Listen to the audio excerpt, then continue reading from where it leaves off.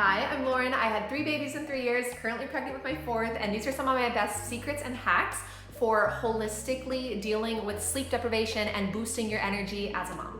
These are 5 things that you can start doing right now to feel like yourself again, get your spark back, get your energy back, and overall start thriving instead of just surviving.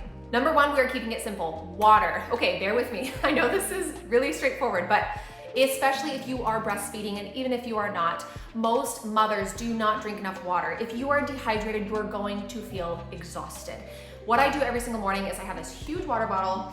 Honestly, get the biggest water bottle you can find, and I fill it up first thing in the morning.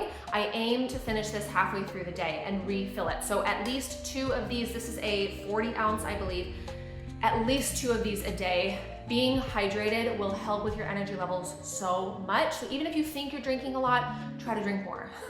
Have your husband, have your partner fill up your water bottle for you. If you forget, always be drinking water. I cannot tell you how much of a difference it makes. Next up, we have iron. Now, if you are like me, you have low iron through your pregnancies. I've always had low iron with all 3 of my babies, including this one now. And I can tell you that when you stop taking this after you're pregnant, when your baby's here, your body might still need it, and you might be exhausted and feel like you have no energy simply because you still need to be taking it. So I recommend to all mothers that do take iron during their pregnancies to keep taking it postpartum.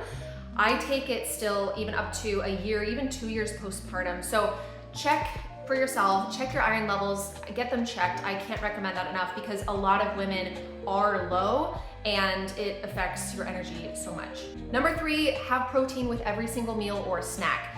Protein makes such a difference in your energy levels. I aim to have at least a little bit with every single thing I eat. You will feel a difference if you focus on this instead of filling yourself up with empty carbs, with things that don't actually have protein. So try to shift that and focus and add that into your diet a little bit more. Number 4, daily walks. Now, ideally you would do this outside. This can be for 5 minutes, it can be for 10 minutes, it can be for 15, however long that you have the capacity for, that your baby will allow you to do. Get outside if you can, go on a walk for that vitamin D. Vitamin D is also proven so many times to help women specifically boost our energy, regulate our hormones. There are so many incredible benefits to getting that daily vitamin D, especially when you are postpartum, especially when you are in those trenches of having little ones. And lastly, my favorite tip of all, clear your home of toxic chemicals.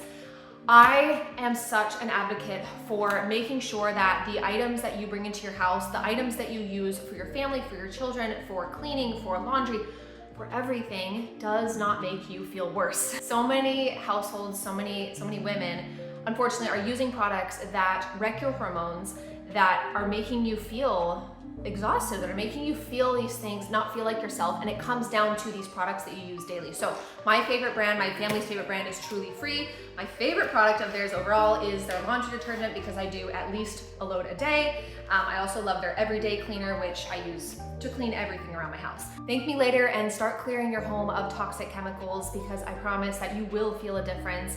And you will also be able to sleep better at night knowing that you are putting things into your home and into your body that are actually helping you thrive and helping you feel better instead of the opposite. So those are my 5 tips for thriving in motherhood and dealing with those very common problems that a lot of us mamas face. I hope that helps, and let me know which tip you're gonna try first.